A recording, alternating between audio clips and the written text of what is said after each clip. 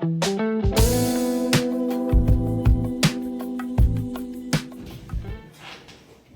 and good evening to everyone.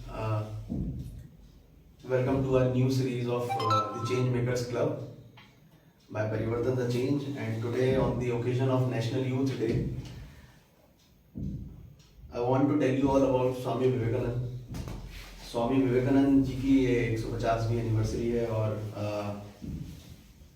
12 जनवरी 1863 में कोलकाता में स्वामी विवेकानंद जी का जन्म हुआ। स्वामी विवेकानंद जी के 3 प्रिंसिपल्स बहुत इंपॉर्टेंट हैं, education, self empowerment and justice. इसमें उनका बहुत रिमार्केबल काम रहा है और इन प्रिंसिपल्स को लेकर के यूथ को हमेशा से एकजुट करने के लिए ये हम हर साल नेशनल यूथ डे आज ही के दिन सेलिब्रेट करते हैं। और उसी ओकेजन को हम लोगों ने चूज किया अपनी इस लाइव सीरीज को स्टार्ट करने के लिए। बिफोर वी मूव अहेड, एक स्वामी विवेकानंद जी का एक कोट है जिसको हम शुरू करते हैं। अगर आपके जीवन में रोजाना कोई ना कोई तकलीफ अगर नहीं आ रही है तो आप समझ लीजिए कि आप किसी गलत ट्रैक पर चल रहे हैं। You don't came across any problem, you can be sure that you are walking on a wrong path. So अगर हम सब लोग की जीवन में कहीं ना कहीं तकलीफ आती है और यूथ इस बात को समझता है कि कहीं ना कहीं लाइफ में अगर कोई स्ट्रगल है, कोई प्रॉब्लम फेस कर रहे हैं, तो आप ऐसा ना समझिए कि आपकी लाइफ में कुछ ज़्यादा प्रॉब्लम्स हैं। आप बिल्कुल सही ट्रैक पर हो सकते हैं क्योंकि तकलीफें इंसान के जीवन का एक पार्ट होती है। So with this I welcome our guest for today session and sitting next to me is Kashish Chauhan, जो डिस्ट्रिक्ट सेक्रेटरी हैं भारतीय जनता युवा मोर्चा मुरादाबाद से। And she has been a NCC cadet, RTC 2019 Rajpath पे जा चुकी हैं। अभी रिसेंटली प्रवासी भारतीय दिवस था 2023 में, भी 9 जनवरी को जो इंदौर में सेलिब्रेट हुआ है, उसमें इंडियन यूथ डेलीगेट के तौर पर भी शिरकत कर चुकी हैं और एक स्टेट डिबेटर हैं और एक सोशल वर्कर हैं मुरादाबाद से। वेलकम कशिश। हमारे नेक्स्ट गेस्ट हैं जैनुल आबदीन। आप सब लोग मुरादाबाद एक्सप्रेस के नाम से परिचित हैं। लॉन्गेस्ट तिरंगा रन 550 किलोमीटर एक हाथ में तिरंगा लेकर के प्रयागराज से मुरादाबाद तक दौड़े हैं जैनुल, और उसी को देखते हुए अभी इंडिया बुक ऑफ रिकॉर्ड्स में ये रिकॉर्ड भी हमारा दर्ज हुआ है। सेकंड ये India book of records holder है, सेकंड रिकॉर्ड है ये इंडिया बुक ऑफ रिकॉर्ड्स में। पहला इंडिया बुक ऑफ रिकॉर्ड्स में गोल्डन ट्रायंगल को लेकर के था। इसके बाद में बहुत सारे सोशल कॉजेज के लिए भी रन करते हैं, एक अल्ट्रा रनर हैं और गिनीज बुक ऑफ रिकॉर्ड्स के लिए भी अटेम्प्ट कर चुके हैं। लास्ट ईयर 25 दिसंबर को 12 आवर्स कंटिन्यूअस वॉक किया था ट्रेडमिल पे, मैनुअल ट्रेडमिल पे। तो वेलकम जैनुल। इसके बाद में हमारे पास में एक और हमारे मुरादाबाद के एक बहुत यंग टैलेंट हमारे साथ बैठे हैं, विकास मुरादाबादी।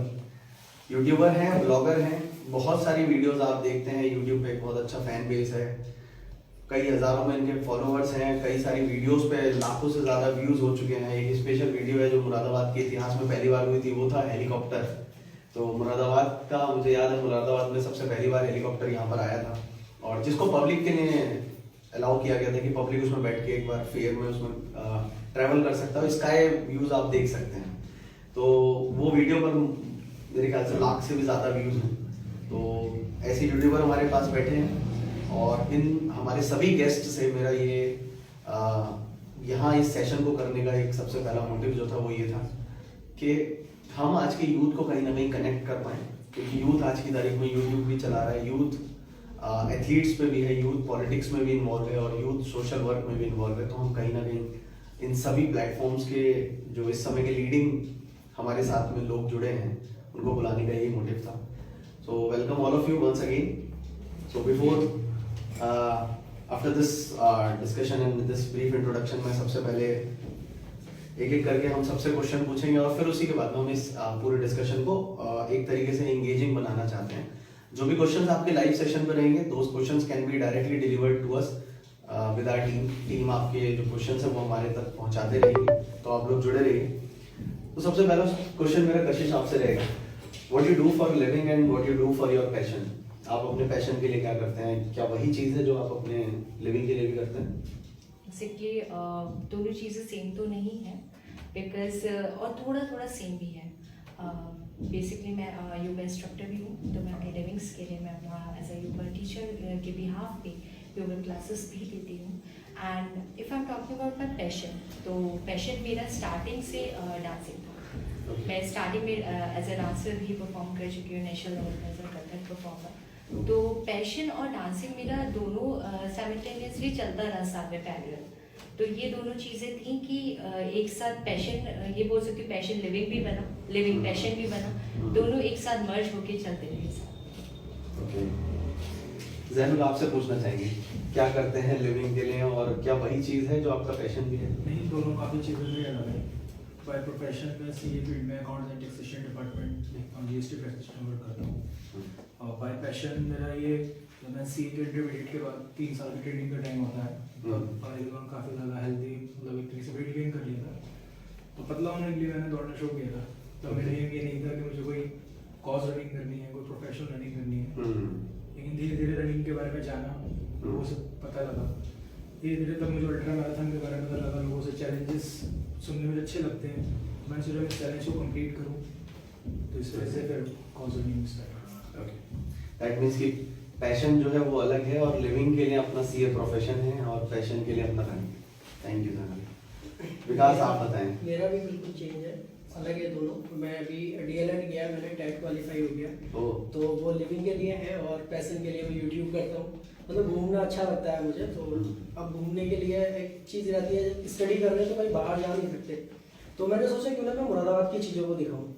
तो स्टार्टिंग में मैंने सोचा था कि मुरादाबाद हिस्टोरिक प्लेस जैसा है, लेकिन लोगों को पता नहीं है, बहुत कम लोगों को पता है। तो मैंने नॉर्मल चीज़ें दिखाना स्टार्ट करी, जो मुरादाबाद की नॉर्मल चीज़ है, क्योंकि उतनी ऑडियंस थी नहीं। अभी थोड़ा ठीक है, आपका सपोर्ट मिलेगा तो हम हिस्टोरिक प्लेस, जो भी मुरादाबाद की पुरानी चीज़ें हैं, पुरानी जो भी लोगों को जो नहीं पता है वो दिखाएंगे, और कर ही रहा हूँ ऐसे।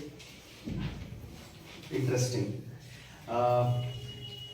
सो let's move on to our next question. और ये Q&A सेशन ना हो करके मैं इसको थोड़ा सा इंगेजिंग बनाना चाहता हूँ। तो मैं बस बहुत डायरेक्टली एक चीज़ पूछना चाहता हूँ, आप जहाँ हैं आज, आप वहाँ कैसे हैं? मतलब what brings you here?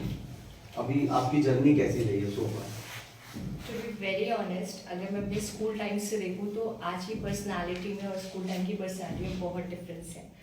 School time पे थोड़ा फैमिली स्ट्रगल चल रहा था, तो उस टाइम पे समवेयर बिकॉज ऑफ हेजिटेशन या फिर नेगेटिव इम्पैक्ट्स पड़ रहे थे स्कूल साइड से, तो आई वाज क्वाइट शाय। और मुझे ऐसा लगता है कि मैं एक चैप्टर भी रीड कर रही हूँ, तो मुझे डर रहता था कि वो गलत ना हो जाए और सारी चीज़ें गड़बड़ ना हो जाए, तो मुझे बोलते हुए भी डर लगता था, बात करते हुए भी। धीरे धीरे वो चीज़ें मुझे ऐसा लगने लगी कि लाइक ये चीज़ें मुझे लेट डाउन नहीं कर सकती।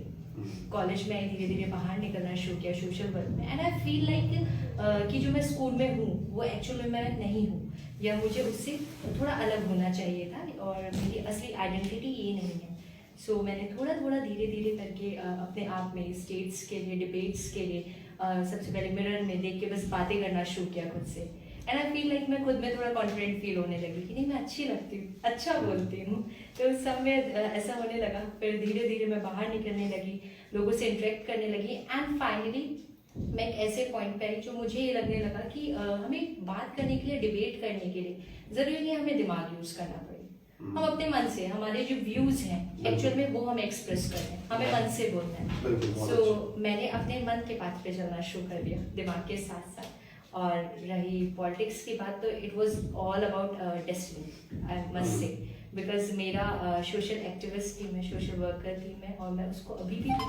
एंड ऑल सडन मेरे पास अपॉर्चुनिटी आई, सो मैंने सिर्फ ग्राउंड लेवल पे वर्क करने के लिए या बेटर वर्क करने के लिए, कि किसी भी चीज़ में हम काम करते हैं उसके लिए हमारे पास पावर होना बहुत इम्पोर्टेंट है। पावर नहीं है तो शायद हम बहुत सी चीज़ें हम चेंज करना चाहेंगे पर नहीं हो पाती। तो एज अ अपॉर्चुनिटी मैंने इसे ग्रैब किया था पॉलिटिक्स को। सो आई बिलीव कि यहाँ पर धीरे धीरे और आगे चलती रहें चीज़ें। और ये कह सकती कि पहले की कशिश में और अब की कशिश में धरती आसमान का फर्क था, अगर मैं स्कूल और अब में कंपैरिजन करूँ। यूजुअली लोग का स्कूल से आइडेंटिटी बनता है, मेरे स्कूल के बाहर बना था। Very interesting to know. Zainul आप बताएं, आपकी अभी तक की जर्नी कैसी रही है? मतलब are you happy with your journey, या जहाँ अभी आप हैं कैसी रही? मतलब मेरी जर्नी काफ़ी ज़्यादा इंटरेस्टिंग है। मेरा क्योंकि रनिंग को बैकग्राउंड नहीं था, तो जब मुझे लोगों से प्यार मिला, गोल्डन ट्रायंगल ऑफ इंडिया मैंने पहली कॉज रनिंग की, जिसमें Delhi to Agra, Agra to Jaipur, Jaipur to Delhi, ऐसे बिल्ड मैं के लिए मैंने फंड बेस बन गया, make love not scars NGO के साथ। उसके बाद जब शहर में आए लोगों का काफ़ी सारा प्यार मिला, जो मेरे दोस्त थे, जो लोग थे काफ़ी सारे, उन्होंने सपोर्ट किया। मतलब जैसे एक थॉट की या कोड के रूप में कहें कि मैं अकेला ही चला था जाने पे मंजिल, मगर लोग मिलते गए और कारवा बनता गया और एक टीम की तरह सब लोग मुझसे जुड़े। जैसे परिवर्तन चेंज का एक काफ़ी बड़ा सहयोग है मेरा। जितनी भी कॉज रही है, जैसे हमने ट्रेडमिल रन की और मैंगुरु जी हैं, गोविंदर जी हैं, साथ में मीडिया प्रभारी हैं, मीडिया दोस्त हैं, जिन्होंने मुझे काफ़ी ज़्यादा सपोर्ट किया। कभी भी मेरी किसी भी मेहनत को लेट डाउन नहीं होने दिया, उसको प्रॉपर सपोर्ट किया और जिससे मुझे ऊर्जा मिली उस काम को करने के लिए। कि मैं जब भी कोई सोचता था नया तो मुझे हिम्मत होती थी कि मेरे पीछे ही लोग हैं जो मुझे सपोर्ट करेंगे। एक तो इमोशनल सपोर्ट बहुत बड़ा सपोर्ट होता है किसी भी स्पोर्ट्स पर्सन के लिए, किसी भी फील्ड में आपको काम करना है, क्योंकि हम इमोशनली स्ट्रांग होंगे तो हम किसी भी चीज़ को पॉजिटिवली कर पाएंगे। तो मेरे साथ मेरी टीम, यही सब फ्रेंड्स हैं जिनकी वजह से मैंने सब कुछ कर पाया। Very well done Sami.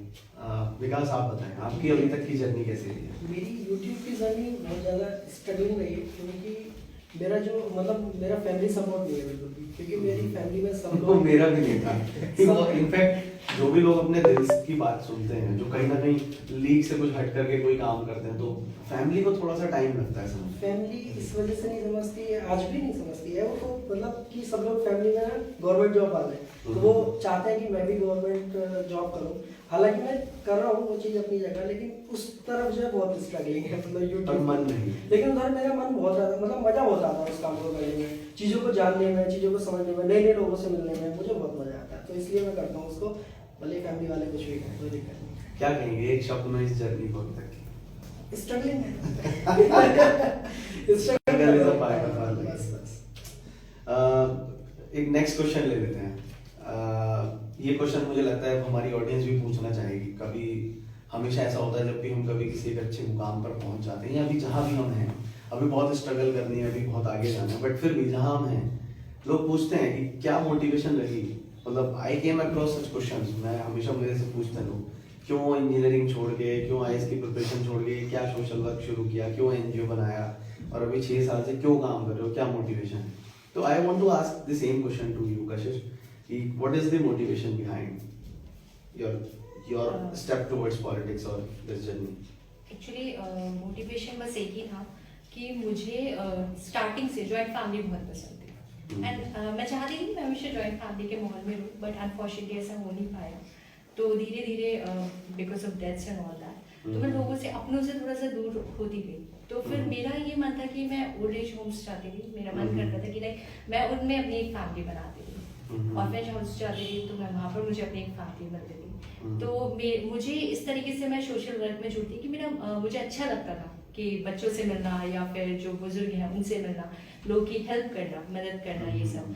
Politics में ये था कि जब मैं पॉलिटिक्स में ऑल सडन ऐसा आया कि युवा मोर्चा में कभी कोई लड़की नहीं आई अभी तक, तो उस टाइम पे ये था कि मेरे पास अपॉर्चुनिटी आई, दैट इज अरुण शर्मा जो जिलाध्यक्ष हैं, उन्होंने मुझे कॉल किया, दे टोल्ड मी कि ऐसे से आपका जो बायोडेटा है वो शॉर्टलिस्टेड हुआ है और फर्दर डिस्ट्रिक्ट, मतलब भी उन्होंने पोस्ट कोई नहीं, डेजिग्नेशन नहीं बताया। सो आई वॉज क्वाइट एम्बैरेस्ड कि मुझे भी थोड़ा था कि लाइक पॉलिटिक्स ऐसा कुछ नहीं सोचा मैंने।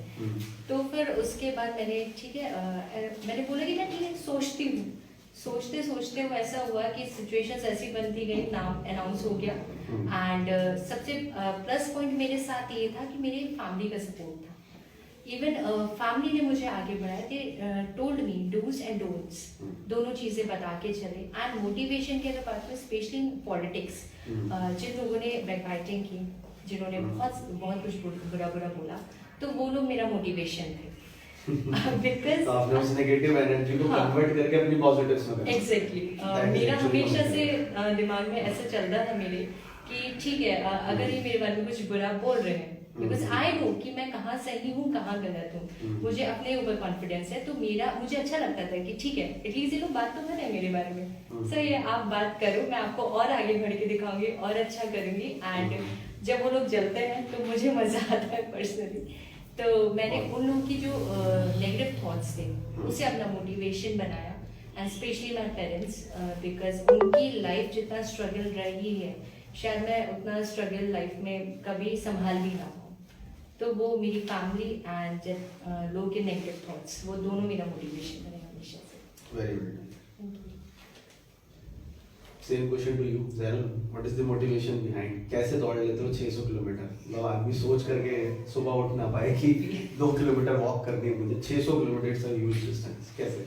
मुझे सबसे पहले मैं बताया इमोशनल, जो मेरे पीछे इतने सारे लोग हैं उनसे हर बार उम्मीद रखते हैं कि मैं कुछ अच्छा करूं और उन लोगों का प्यार है, तो उसकी जो एनर्जी होती है वो अपने आप में एक बहुत बड़ी ऊर्जा पैदा कर देती है किसी भी काम को करने के लिए।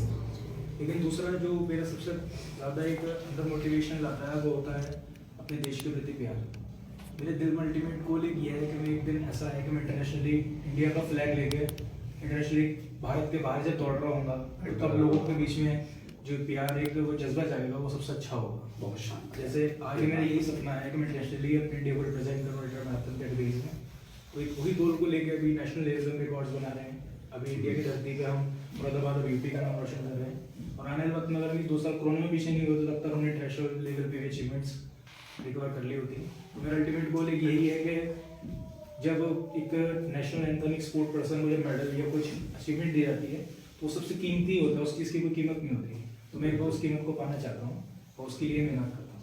बहुत ही नेक सोच आपकी, बहुत ही नेक इरादे भी हैं एंड वी ऑल प्रे कि आप बिल्कुल ये चीज़ अचीव करें। विकास? Same question. मेरा कुछ ऐसा है नहीं कि मैंने किसी से मोटिवेशन लिया हो, मुझे घूमना बस नॉर्मली था कि मुझे घूमना है, जो कि बहुत पहले भी बहुत लोग कर चुके हैं और सेम मैं कर रहा था कि मोटिवेशन कुछ नहीं थी। लेकिन धीरे धीरे लगा कि बाहर जो इंडिया के बाहर कुछ ब्लॉगर हैं जो इंडिया के बाहर घूम रहे हैं और 40 से भी ज़्यादा देश घूम चुका है एक बंदा जिसको मैं देखता हूँ, नोमाड शुभम है बिहार में। तो मुझे लगता था कि मैं इंडिया घूमूंगा, मैं बाहर नहीं जाऊँगा। मैं नॉर्मली इंडिया अपने पहले मुरादाबाद को, फिर उसके बाद इंडिया ही घूमना है मुझे। यूपी के 75 डिस्ट्रिक्ट सारे डिस्ट्रिक्ट की वीडियोस बनानी है, घूमना है। तो उसके बाद फिर क्या कहते हैं सारे जितने भी हमारे स्टेट है सारे स्टेट घूमने, मतलब इंडिया ही घूमना है मुझे नॉर्मली ब्लॉगिंग के साथ, लोगों को भी दिखानी है। This was the actual motivation, बस कि घूमो और फिर यूट्यूब पे उठाओ और फिर वहाँ से पैसा भी कमाओ, वहाँ से लिविंग ही सेट करो। लेकिन अभी ये चीज़ थी कि मैं सिर्फ मुरादाबाद को ही रिप्रेजेंट कर रहा था अपनी वीडियोस में, इसलिए ये थोड़ा अगला स्टेप है मेरा। अभी मुरादाबाद की कुछ चीज़ें बची हैं जो दिखानी है, उसके बाद में आगे कुछ ना कुछ लेके कि कुछ भी जो लगेगा सही, जैसे भी घूम रहे हैं, ये भी घूम ही रहे, रनिंग कर रहे हैं तो घूम रहे हैं, आप भी घूम ही रहे हो, एक्सप्लोर किया, लोगों तक पहुंच रहे हो आप भी, जैसे आप पहुंच रहे हो मैं वैसे पहुंचूंगा, आप लोगों तक दूसरे तरीके से पहुंच रहे हो और भैया दूसरे तरीके से पहुंच रहे हैं। तो मैं सोच रहा हूँ कि मैं सब चीज़ घूमना चाहता हूँ। दैट्स अ ग्रेट कॉन्सेप्ट कि साथ में ट्रैवल भी होना है और यूट्यूब पे सब कुछ है।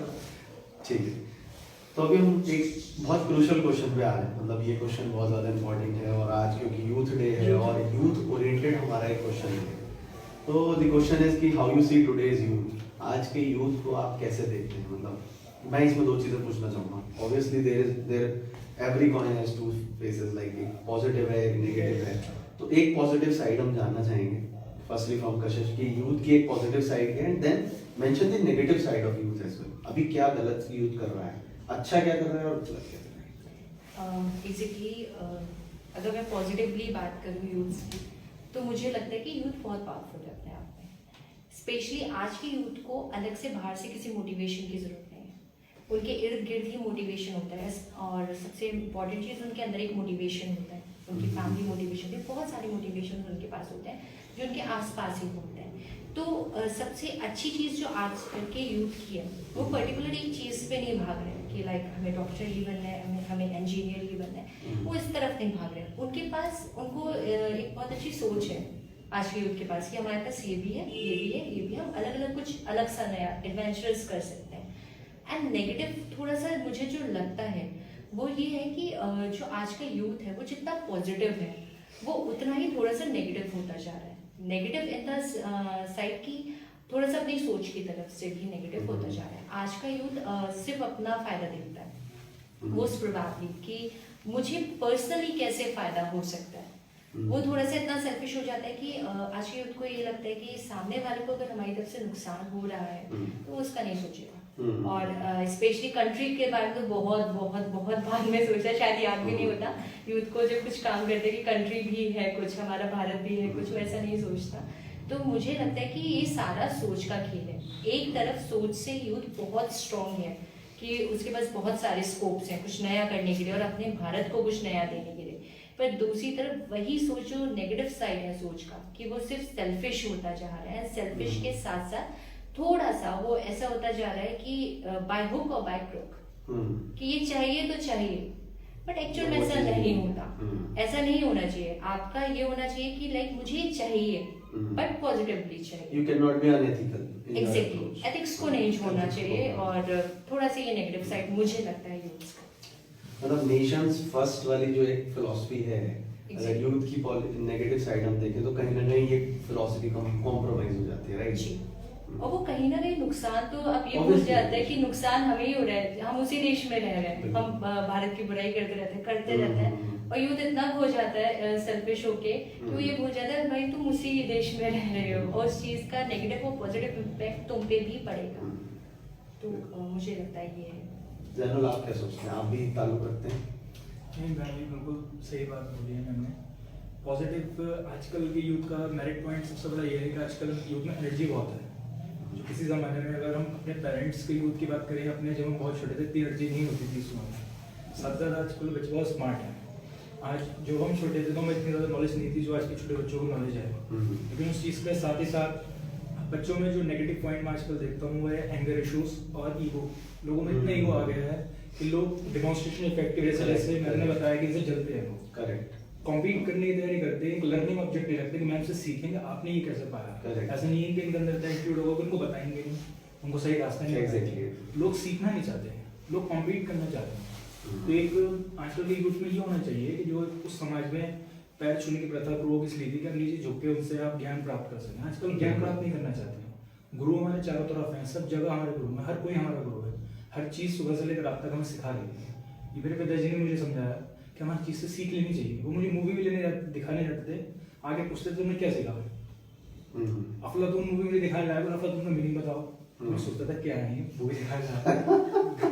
तो हमें ये सोच डेवलप करनी चाहिए, लर्निंग ऑब्जेक्ट होना चाहिए। जब हम एक दूसरे से सीखेंगे, इस ईगो को साइड में रख के कंपटीशन ना रहे, डिमॉन्स्ट्रेशन इफेक्ट खत्म करें। हम इससे कॉम्पीट नहीं करें, ये ऐसा करें हम ऐसा करें। अगर आपको करना भी है तो कम से कम जिस बंदे से आप बात कर रहे हैं उससे एक बार पूछिए कि आप कैसे कर रहे हैं, आप मुझे थोड़ा हेल्प करें। ऐसा नहीं कि वो बंदा का उस लेवल पर पहुंचा है, जैसे हम मेहनत करके यहाँ तक पहुंचे हैं, हमारी विकास जी हैं यहाँ तक पहुंचे हैं तो कितनी मेहनत इन्होंने की है। इनकी कुछ वीडियोस देखते हैं, ये लोगों को गाइड भी कर रहे हैं। तो लोग सीखना नहीं चाहेंगे तो इनके बराबर नीचे हम खड़ा कर लेंगे।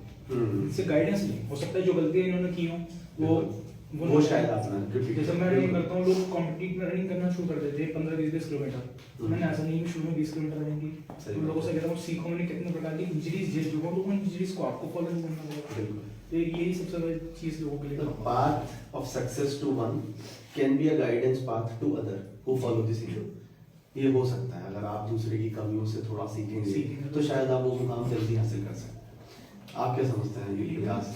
है जैसे मैं युवा बोलता हूँ, युवा तो युवा में इतनी शक्ति है, अगर युवा का उल्टा आप करोगे तो वायु हो जाएगा। और वायु की जो रफ्तार, हाँ बस अगर वो उल्टी हो जाएगी तो यानी कि वायु में जो शक्ति है ना वही युवा में शक्ति है।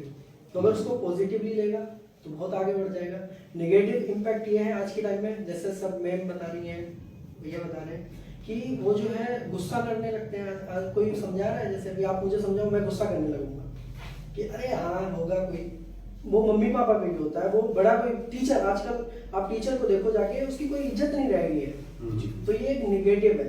पहले क्या होता था, पीटते थे टीचर, आज डंडा उठा के FIR हो जाती है। तो ये मानसिकता बदल गई है टीचर पे, मतलब बच्चों की भी और फिर माँ बाप की भी, मैं कहीं ना कहीं मानता हूँ, क्योंकि टीचर पे FIR हो जाती है। और मैं कहीं ना कहीं टीचिंग लाइन से हूँ तो इसलिए मुझे काफी अच्छे से पता है।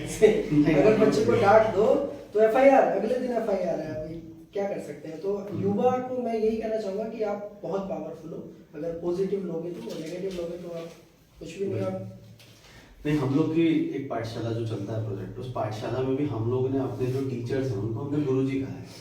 और उसके पीछे का रीजन ये है कि हम चाहते हैं कि आज की तारीख में जो कॉन्सेप्ट स्वामी विवेकानंद ने दिया वो भी यही था, गो बैक टू वेदास, वेदों की तरफ वापस जाओ। जो पुराना कल्चर था उसमें गुरुजी ही बोला जाता था। गुरु क्यों बोला जाता है? गुरु के पीछे का बड़ा मैसेज है। तो वो कॉन्सेप्ट पकड़ के आज की तारीख में हम चाहते हैं हमारे से जो यूथ कनेक्ट है, हमारे से जो जनरेशन कनेक्ट है, हमारे से जो वॉलंटियर्स कनेक्टेड हैं, वो लोग समझें कि ये पाठशाला है, पुरानी पाठशाला है।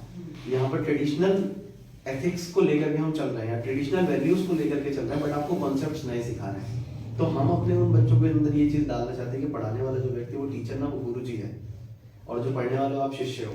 तो कहीं ना कहीं ये बात बिल्कुल सही कही कि आज की तारीख में टीचर्स को लेकर के भी इतना रेस्पेक्ट जो हमारे स्टूडेंट्स नहीं दिखाते। कहीं ना कहीं एंगर इशू, बहुत अच्छे पॉइंट्स इसमें निकले हैं कि एंगर इशू हो गया आपका, टीचर्स के प्रति रेस्पेक्ट हो गया, और एक नेगेटिव कंपटीशन हो गया, जिसको हम पॉजिटिव नहीं बोलेंगे, वो नेगेटिव कंपटीशन है कि आपने सामने वाले के सामने एक अपना एक कुछ सेटअप स्टार्ट कर दिया without getting the proper knowledge.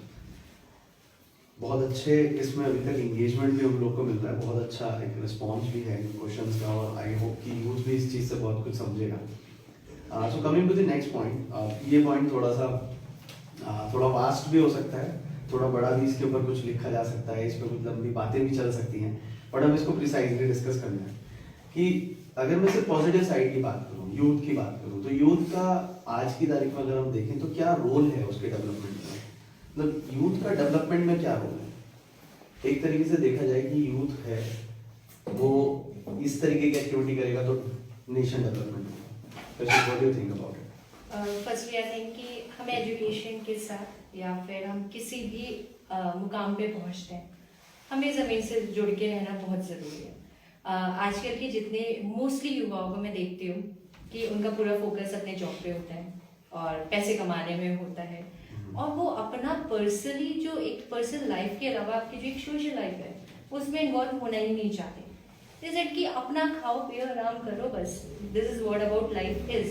सो मुझे लगता है कि अगर आज का युवा थोड़ा सा, ज़्यादा नहीं, रोज़ का 1 घंटे, रोज़ का नहीं, हफ्ते का 1 घंटा भी सोशली निकाल सके कि हाँ हमारे इर्द गिर्द जो लोग हैं उनसे हम ये सीख सकते हैं या फिर उनकी हम ये हेल्प कर सकते हैं, तो मुझे लगता है एक बहुत बड़ा बेनिफिट होगा हमारी कंट्री के लिए, हमारी सोसाइटी के लिए। क्योंकि हर किसी के पास अपने नए आइडियाज़ होते हैं, हर किसी के पास अपना एक नया इनोवेशन होता है, थॉट्स होते हैं। अगर हम 3-4 लोग यहाँ पर बैठे हैं, मैं अपने में कुछ ना कुछ कर रही हूँ, तो मैं अगर आपसे बात करूँगी मैं आपको एक अच्छा आइडिया दे सकती हूँ और एक अच्छा आइडिया ले भी सकती हूँ। तो जो वो आदान प्रदान होता है ना, चाहे विचारों का हो या फिर किसी भी चीज़ का, थॉट्स का हो, इनोवेशंस का हो, वो बहुत ज़रूरी है। पर मोस्टली आज का युवा एक कमरे में कैद हो चुका है, आइदर विद गेम्स और विद प्रोफेशनल लाइफ या फिर जॉब के अंदर। वो उनको ऐसा लगता है कि बस ये 24 घंटे हमारे बहुत सीमित सी है, बस कॉलेज से घर, एग्जैक्टली। अब उनको, कुछ लोगों को मैंने जिससे बात की, मैंने उनको बोला, मैंने कहा व्हाटएवर द एज इज, बचपने को जिंदा रखो, कभी कभी जरूरी है बचपना। तो मुझे ऐसे रिप्लाईज मिलते थे लाइक नहीं, बचपना इंपॉर्टेंट नहीं, आपको मैच्योर होना पड़ेगा। आप जितना मैच्योर होगे जिंदगी उतनी अच्छी। मैं गलत नहीं कहूंगी किसी के थॉट्स को, बट मुझे ऐसा लगता है कि आप मैच्योर होके जिंदगी काटते हो, जीते नहीं हो। थोड़ा सा टाइम में आप बचपने को इन्वॉल्व करो तो आप सिर्फ अपनी जिंदगी नहीं, आसपास के लोगों की जिंदगी भी बहुत अच्छी बना दोगे। एंड जब आपकी अपनी पर्सनल लाइफ अच्छी होगी तो ऑटोमेटिकली आपके आसपास के लोग अच्छे होंगे, लोगों से समाज बनेगा, समाज से देश बनेगा, और ये धीरे धीरे छोटी सी चीज आपकी बदलाव जो होगी वो एक समाज को बहुत अच्छा रूप दे देगी। चाहे थॉट्स एक्सचेंज करें, लोगों के साथ बैठें, बुजुर्गों के साथ बैठें, बुजुर्ग भी नहीं, बच्चों के साथ बैठें, जो ऑर्फेज हाउस में बच्चे हैं उनके साथ खेलेंगे बिना तो शायद बहुत सारी चीजें खेल में उनसे बहुत कुछ सीख जाएंगे। तो आई बिलीव कि ये चेंज थोड़ा सा युवाओं को होना चाहिए अपने अंदर, ये पॉजिटिव चेंज, शायद इसका एक अच्छा इम्पैक्ट पड़े। Definitely in the coming years we will going to see this कि कैसा इम्पैक्ट अभी देखने मिलता है, होपफुली यार। ज़ैनुल आप बताएं, आप क्या रोल देखते हैं यूथ का, मतलब आज नेशंस के डेवलपमेंट में? अगर हम देखें नेशन के डेवलपमेंट के प्रति अगर हम देखें तो सबसे पहले हमें ये देखना पड़ेगा कि जो हमारा यूथ है वो कितनी भागीदारी रखता है। अगर हम पूरी दुनिया के के हिसाब से देखें तो हमारा यूथ 41% है, जो कि डेमोग्राफिक के हिसाब से हमारी पूरी पॉपुलेशन में भागीदारी रखता है। 41% का मतलब ये हो गया कि लगभग सभी को ही, और पूरी दुनिया में सबसे ज़्यादा है। तो हमारा यूथ एक ऐसी पावर है जो हमें पूरी समाज को बदल सकता है। यही एक इम्पॉर्टेंट कण है जिससे हमको ध्यान देना चाहिए। तो हमारे यूथ को सबसे पहले चाहिए कि नॉलेज और अपने लर्निंग ऑब्जेक्ट को बढ़ाएं। लर्निंग सोच रखें, हमें सीखना है, सीखने से डरते हैं वो लोग। अपने जैसे सीमित एक दायरे में रहना चाहते हैं, एक कंजर्वेटिव सोच में रहना चाहते हैं कि बस हमने ये चीज़ कर लिया, इसके बाद कुछ नहीं है, शादी कर लिया खत्म। ये भी बहुत कम यंग एज में लोग शादी कर लेते हैं तो उनका ये सोच डेवलप हो जाती है, लेकिन ऐसा नहीं है। उसके अलावा बहुत कुछ है दुनिया में करने के लिए। जैसे हमारे आजकल गवर्नमेंट की तरफ से भी अलग अलग स्कीम्स आ रही हैं। हमें मोदी जी ने स्कीम निकाली हुई है आत्मनिर्भर भारत, तो उसमें सेल्फ एम्प्लॉयमेंट, सेल्फ जनरेशन के ऊपर, आपको सेल्फ स्किल्स के ऊपर अलग अलग स्कीम्स आ रही हैं। तो लोगों को अपनी स्किल डेवलपमेंट में ध्यान देना चाहिए। जब स्किल डेवलपमेंट्स होंगी तो गवर्नमेंट की तरफ से ऐसी भी स्कीम्स हैं जो कि लोग अपने बिजनेस करना चाहते हैं तो उसमें उनको हेल्प मिल रही है। तो लोग सोच डेवलप होनी चाहिए। तो हमारी यूथ के लिए ऐसा नहीं है कि हमें गवर्नमेंट कुछ काम नहीं कर रही है या हमारे समाज में कुछ उसकी वो नहीं है, लेकिन हम लोग अपने सोच को समझें, अपने महत्व को समझें। जैसे कि अभी मैंने बताया कि वो लोग देश को बहुत दूर के बाद अपने लिए कुछ नहीं कर रहे। उन लोग एक सीमित सोच है कि बस हम अपना ये कर लें, काफ़ी है सोच, हम अपनी फिक्स लाइफ जी रहे हैं। हम अपने स्वास्थ्य के प्रति, अपने सेहत को ही नहीं देख रहे हैं, तो दुनिया में और चीज़ों को क्या देखेंगे। तो यही मैं यूथ को कहना चाहूँगा कि जो भी यूथ है अपनी एक प्रॉपर जो टाइम टेबल शेड्यूल को फॉलो करें। हमारे फॉरेन कंट्रीज में यही है कि जैसे जापान कंट्री है तो वहाँ का यूथ बहुत ज़्यादा अलर्ट है अपने फ्यूचर को लेकर, अपनी एक एक चीज़ को लेकर। हमारे देश में इस चीज़ों के प्रति हम अलर्ट नहीं है। हमें जितनी जल्दी हम लर्निंग ऑब्जेक्ट अपने अंदर लेकर आएंगे, सीखने की जिज्ञासा पैदा होनी चाहिए कि सीखना है और सीखना है, वो कभी खत्म नहीं होना चाहिए। चाहे किसी भी एज में हो, सीखने की उम्र कोई भी होती है तो सीखने ही नहीं छोड़ना चाहिए। कभी भी ये लगना चाहिए कि हम सबको चाहते हैं, तो वो एक एरोगेंसी जब आती है इंसान को लगता है सब आता है। तो यूथ के अंदर जिस दिन ये खत्म हो जाएगी, सीखने की कुव्वत पैदा हो जाएगी, तो यूथ हमारा बहुत आगे पहुंचेगा। और हमारे पास ही पूरी दुनिया में जैसे हम एज पर इकोनॉमी देखें तो चाहे हम आजकल रिसर्च में देखें, टेक्नोलॉजी में हम वहाँ पहुँच गए जहाँ पर हम उम्मीद नहीं थी। हमारा देश जो हमारा इसरो है वो ऐसा वर्क कर रहा है, ऐसे मिसाइल्स पर वर्क कर रहा है जो हमारे कंट्रीज में सिर्फ एक पूरी वर्ल्ड में उसको उतना सपोर्ट नहीं मिला, लेकिन हमारा इंडिया अपने आप में उसको डेवलप कर रहा है। तो हमारे पास टैलेंट की कमी नहीं है, उस टैलेंट को फिनिशिंग की कमी है। तो वो क्या होता है, एज निकल जाती है तब इंसान ध्यान देता है, तब वो फिनिश करता है। लेकिन अगर हम यंग एज में इस चीज़ को पॉलिश कर लें तो हम बहुत कुछ कर सकते हैं। बिल्कुल, बहुत अच्छे थॉट्स थे और बेशक इन थॉट्स से मतलब कहीं ना कहीं मदद मिलेगी। विकास, आप क्या सोचते हैं, मतलब आप क्या देखते हैं रोल, यूथ को क्या रोल दिया जाना चाहिए?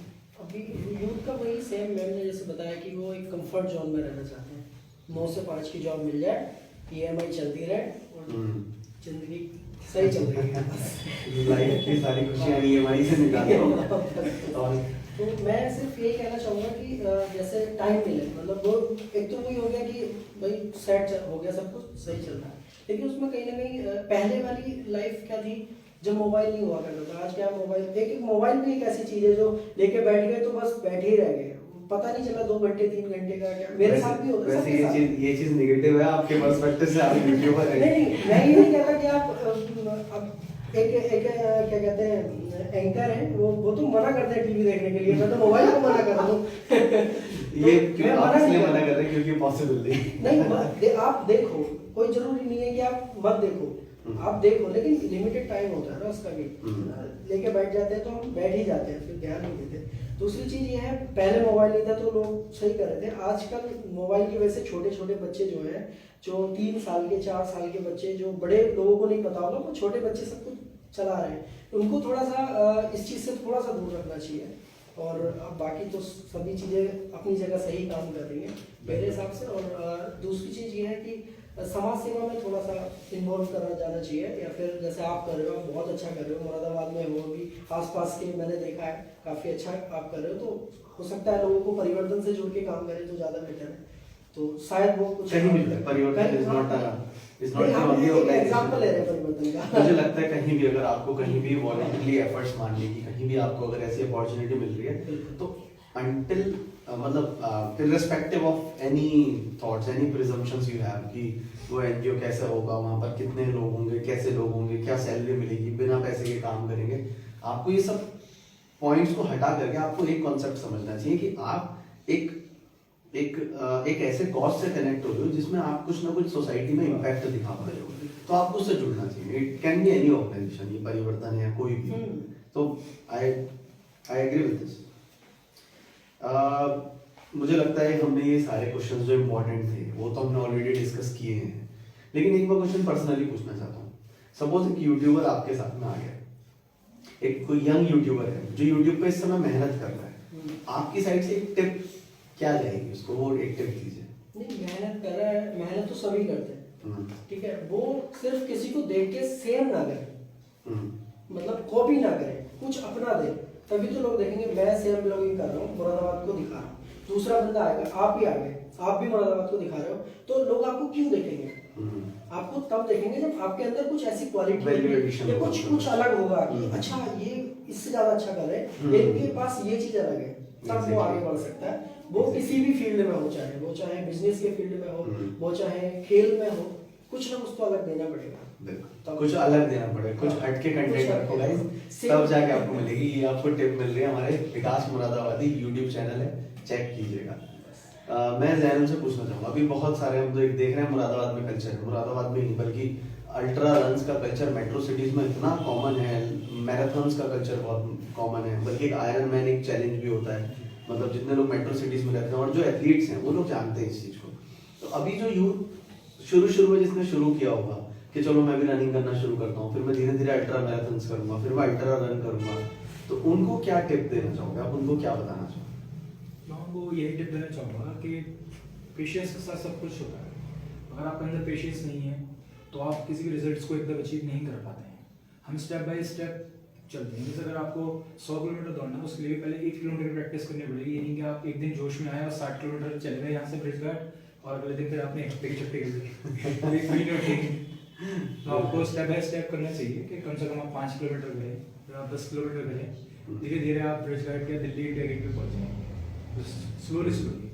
इस चीज से रिलेटेड मैं भी एक इंस्टेंट शेयर करना चाहता हूँ। हम लोगों ने जब परिवर्तन स्टार्ट किया था, मतलब मुझे पसंद है, मेरी हॉबी है साइकिलिंग, तो पहले मेरे पास नॉन गियर साइकिल थी। तो हमने जब साइकिल खरीदी, हम सबसे पहले 45 किलोमीटर हमने पहले दिन साइकिलिंग करी, तो उसके बाद में हम उठ नहीं पाए। लेकिन हमने एक बेंचमार्क हमारा सेट हो गया था कि 45 किलोमीटर चलाइए तो अब इससे तो ज्यादा ही चलाएंगे। तो हम लोग रामपुर गए, पूरा रामपुर घूमा हमने लगभग 70 किलोमीटर साइकिलिंग करी, आना जाना सब साइकिलिंग से, सेम डे में हमने कवर कर लिया। उससे एक और कॉन्फिडेंस बिल्डअप हुआ। फिर हमने 1-1.5 हफ्ते बाद या महीने बाद हमने ब्रिज घाट का टूट लिया, तो लगभग 130 किलोमीटर 135 किलोमीटर का हमारा साइकिलिंग का डिस्टेंस कवर किया। फिर उसी चीज को हमने थोड़ा कॉमन और आगे बढ़ाते हुए हमने जुलाई 2018 में एक मुरादाबाद से वाराणसी तक एक साइकिल यात्रा करी थी, अराउंड 800 किलोमीटर की। हमारी ऑडियंस ऑलरेडी जानती है इस चीज को कि रामगंगा को लेकर के हमने किया था। तो इस चीज को मैं कनेक्ट करते हुए मैंने ये इसलिए शेयर किया कि जर्नी जो है वो धीरे धीरे करके ही बढ़ती है। एक दिन आपने कर लिया, आप अगले दिन भूल गए सब कुछ, फिर आप उठ नहीं पाएंगे, उसके बाद में दोबारा मन नहीं करेगा। बट आपको उसको भूल करके नेक्स्ट डे फिर से एक सेटअप, एक अपना टारगेट सेट करके रखना है जिससे आप नेक्स्ट स्टेप आगे लें। तो बहुत अच्छा मतलब ये मैसेज है। कशिश, आप क्या कहना चाहोगे? मतलब मुझे लगता है यूथ को पॉलिटिक्स में बिल्कुल होना चाहिए। I completely agree with this and I do believe कि अगर यूथ पॉलिटिक्स में नहीं आएगा तो पॉलिटिक्स कहीं ना कहीं गंदी है। मतलब एक कहावत है ना कि भगत सिंह पैदा होना चाहिए बट पड़ोसी के घर में, अपने घर में क्यों ना हो। मतलब every single person of this nation, of this society, of Moradabad, of any other city, वो चाहता है कि यूथ जो है वो पॉलिटिक्स में आए। बट अगर उससे कहो अपने बेटे को सरकारी नौकरी छुड़वा करके जरा पॉलिटिक्स ज्वाइन करा दीजिए अंकल, तो अंकल के बेटा नहीं, हमारे बेटे को पॉलिटिक्स में नेता कर दीजिए। तो ये कैसे, मतलब यूथ कैसे फिर आगे आएगा? आप क्या टिप्स देना चाहते हो? फिर भी जो लोग इतना सब कुछ फाइट करने के बाद में अगर पॉलिटिक्स में आ रहे हैं, तो what tips you want to give और what message you want to give? What I believe is कि बचपन में जब फैंसी ड्रेस कंपटीशन होता था तो यूजुअली कोई नेताजी बनता था, कोई सुभाष चंद्र बोस बनता था, कोई जवाहरलाल नेहरू बनता था, बनते सभी थे। बट अगर किसी से पूछा जाता था कि बनना क्या है तो वो कभी पॉलिटिक्स का नाम ही नहीं लेते थे। बचपन से जैसे आपने कहा कि पॉलिटिक्स गंदी है, वो है, फैक्ट है। मैंने नहीं कहा ये चीज, नहीं मतलब ये एक कहावत है, लोग मानते हैं ऐसा। मतलब इन द सेंस कि ऐसा लोग कहते हैं, ठीक है। एंड आई बिलीव कि वहां पर उसमें कुछ अलग से कीचड़ नहीं है, वहां पर एक्चुअल में लोग की मानसिकता है जो उसे गंदी बनाती है। और अगर हम ही लोग हैं, लाइक जो आज के युवा, जब हम ये बात कहते हैं कि ऐसे पॉलिटिशियंस नहीं होने चाहिए, पॉलिटिशियंस को ऐसा करना चाहिए, ऐसा करना चाहिए, तो मेरा सभी लोगों से ये सजेशन है कि जैसे आप इंजीनियर, डॉक्टर, IAS बनना चाहते हैं, उसी कैटेगरी में आप एक पॉलिटिक्स को भी ऑप्शन डालो। बिकॉज उसमें भी आप एक दिशा ही दे रहे हो समाज को, अपने साथ साथ इनकम के साथ साथ समाज को दिशा दे रहे हो। पॉलिटिक्स में भी आप समाज को ही दिशा दोगे। एंड अगर आपको कोई पॉलिटिक्स गंदी लग रही है तो उसमें आपके थॉट्स की जरूरत है। जब आप ही लोग नहीं आगे आओगे तो आपकी नजरों में जो लोग गंदगी फैला रहे हैं वो एज इट इज वहीं बैठे रहेंगे। जब वो बैठे रहेंगे तो वो गंदगी चलती रहेगी। अगर अभी मैं हूँ, मेरे हिसाब से मैं जब से पॉलिटिक्स में आई हूँ तो व्हाट आई बिलीव इस लोगों ने, क्योंकि जब मैं पॉलिटिक्स में आई थी, to be very very honest, कि बीइंग अ गर्ल स्टार्टिंग से मैं बहुत चीजें सुन रही हूँ, शादी नहीं होगी इसकी और पॉलिटिक्स में चली गई है, ऐसा लड़कियां पॉलिटिक्स में जाती हैं, पेपर में आ रहा है तो बताओ भाषण दे रही है, और ज्यादा बोलने वाली लड़कियों को कोई नहीं चलता, घर नहीं चलाती है, ऐसा यूजुअली ऐसा हमारी मानसिकता बन चुकी है सोसाइटी की। तो मैं उसमें एक चीज ये भी बोलना चाहूंगी कि फैमिली सपोर्ट आपका बहुत इंपॉर्टेंट है।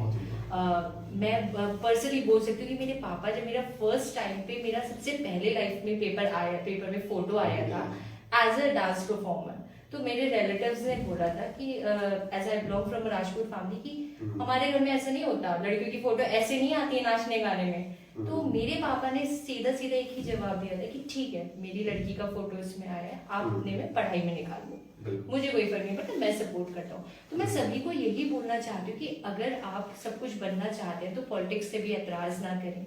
पॉलिटिक्स सब सोच का खेल है, गंदगी वो हमारे मन से है, हमारी सोच से है। जब सारे अच्छे सोच वाले लोग आएंगे तो एक टाइम आएगा कि लोग कहेंगे पॉलिटिक्स बहुत अच्छी है।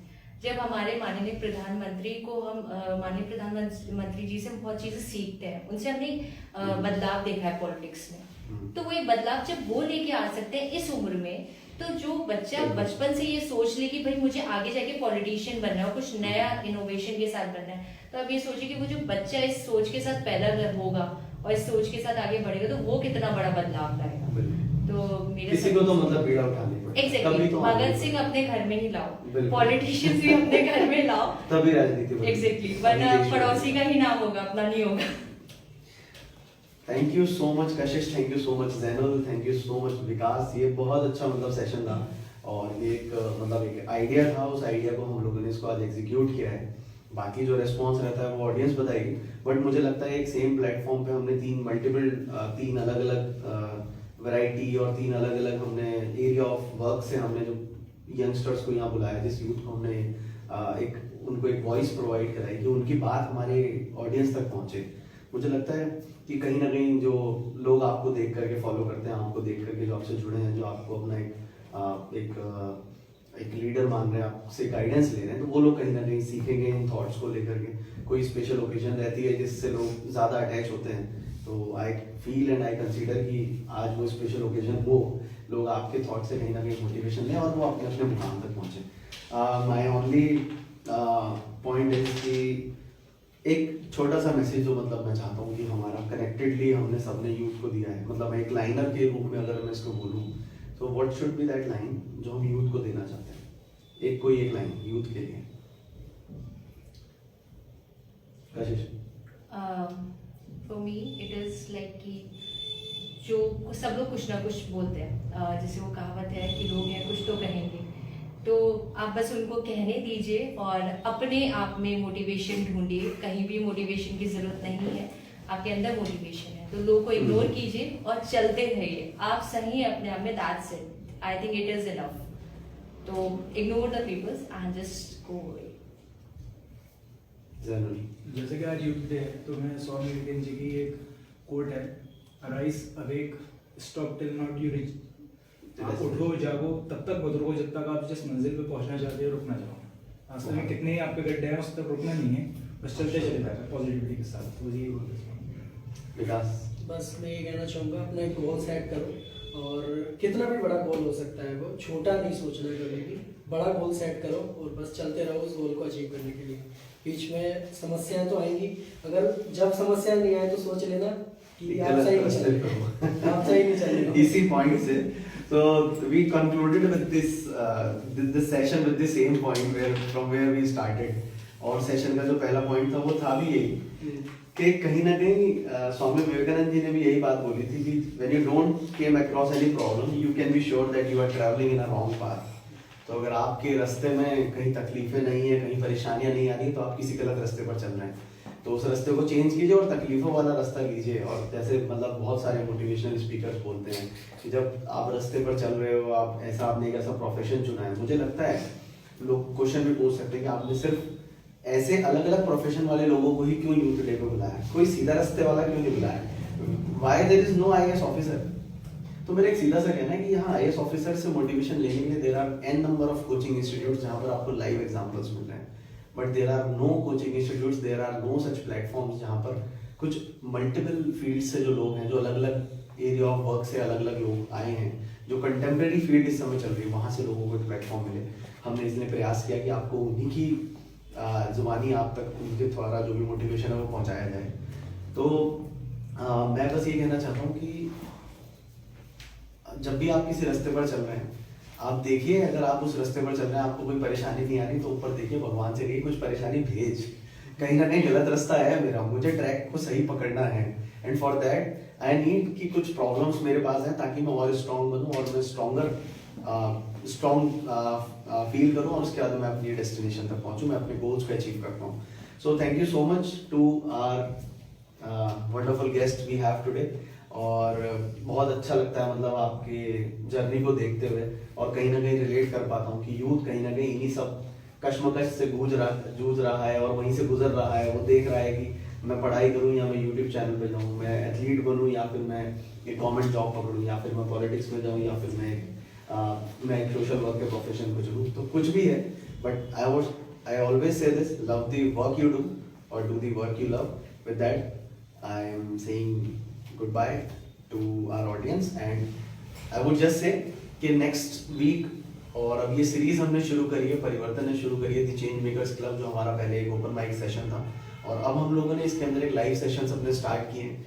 ये चैरिटी शो हुआ करता था, बट हमने इसको लाइव सेशन में कन्वर्ट किया। हम कोशिश करेंगे कि मुरादाबाद से जुड़े, हमारे अलग अलग प्रोजेक्ट से जुड़े जो रिसर्च वाले जो लोग हैं, जिन्होंने इस फील्ड में बहुत अच्छा काम किया, उन लोगों को हम आप तक लेकर के आए, आपको कुछ कंटेंट मिले, आपको उनकी रिसर्च से कुछ सीखने मिले, और आप जान पाएं कि शहर कैसे बदल रहा है, समाज कैसे बदल रहा है, और देश कैसे बदल रहा है। Thank you so much, bye bye, be the change.